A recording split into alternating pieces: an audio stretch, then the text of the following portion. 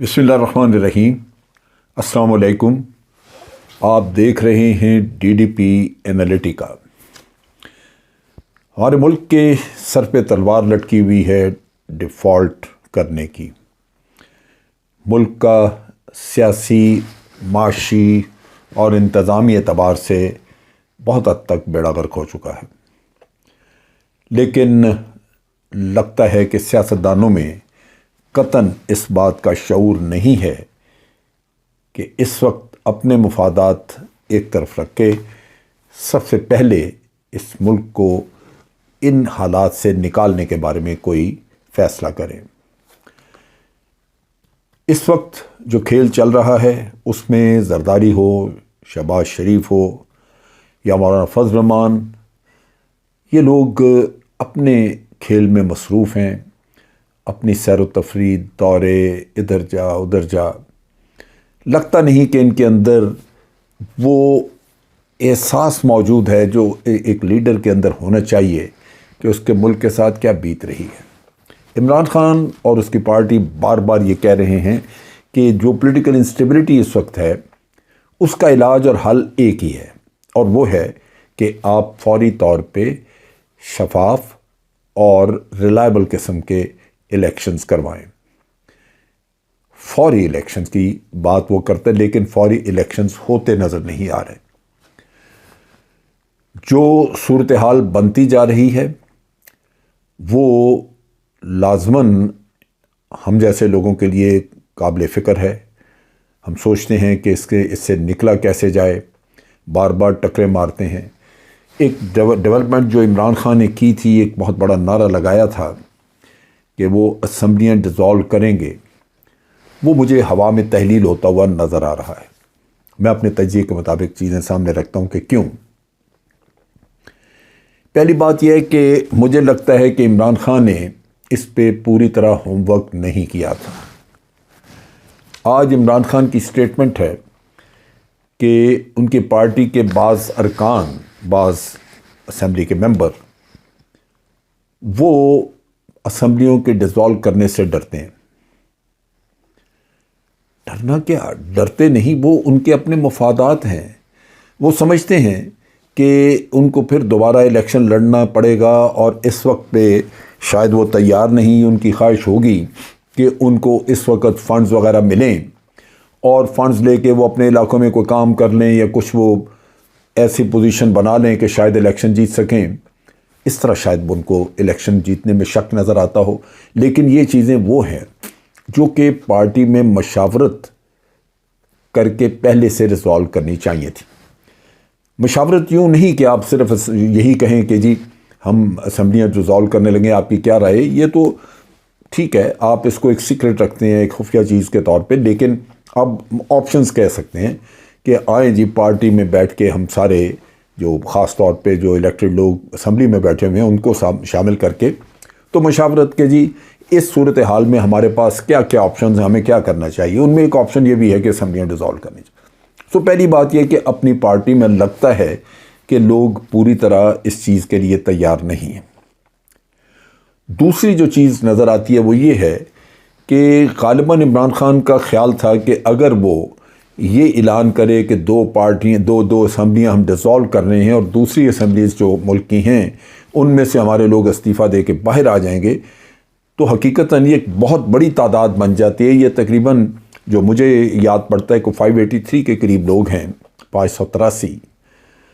इन हालात में 583 लोग अगर निकल आएँ तो उनको कुछ ज़िमनी इलेक्शन के ज़रिए इलेक्ट करने के लिए, वो तो तकरीबन जनरल इलेक्शन बन जाता है जहाँ 60-65% आबादी आपकी रिप्रेजेंटेशन उसकी ख़त्म हो गई।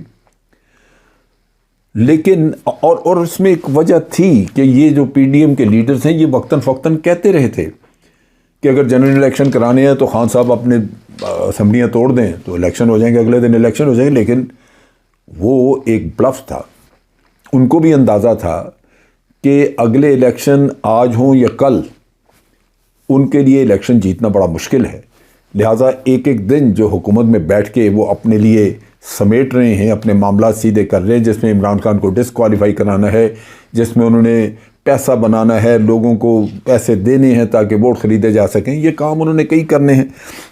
اس لحاظ سے لگتا یہ ہے کہ وہ بلف تھا۔ عمران خان کا یہ اسمبلیاں ڈیزالو کرنے کا جو اعلان تھا، اس کا کوئی بھی حکومت کے اوپر اثر نہیں پڑا۔ یہ سمجھیں کہ کوئی خوفزدہ وہ نہیں ہے۔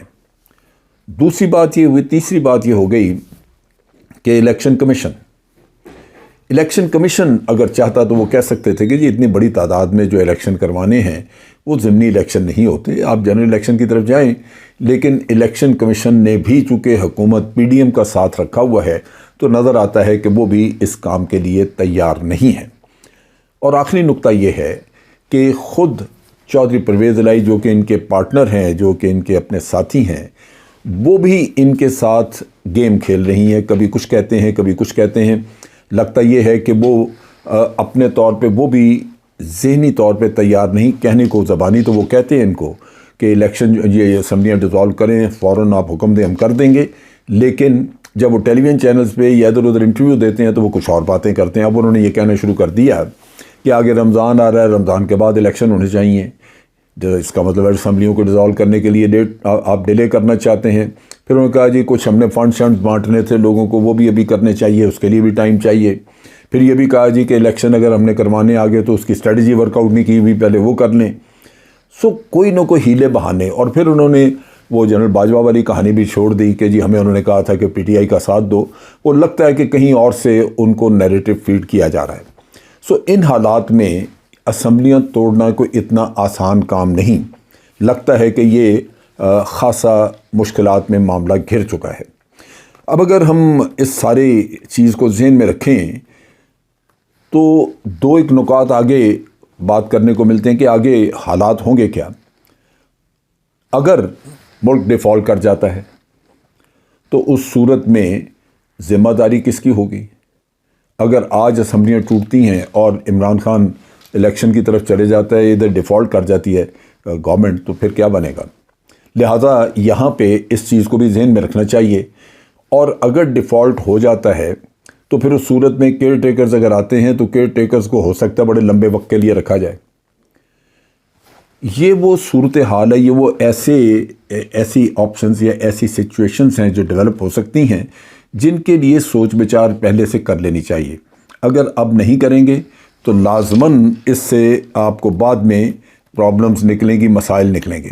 میرا اپنا نقطہ نگاہ یہ کہتا ہے کہ چونکہ اکانومی کے حالات بہت ہی برے ہیں، اس سٹیج کے اوپر عمران خان کو اس الیکشن کی آپشن سے تھوڑا سا پیچھے ہٹ جانا چاہیے، گو سلو کرنا چاہیے، اپنے لیے کیمپین چلاتے رہیں اور ان چیزوں کو، معاشی معاملات کو ان پہ چھوڑیں، کیونکہ انہوں نے جادوگر جو بلایا انگلینڈ سے، اس کی جادوگری کم از کم سامنے آ جائے، کچھ پتہ لگ جائے گا کہ یہ کیا کر کے جاتے ہیں۔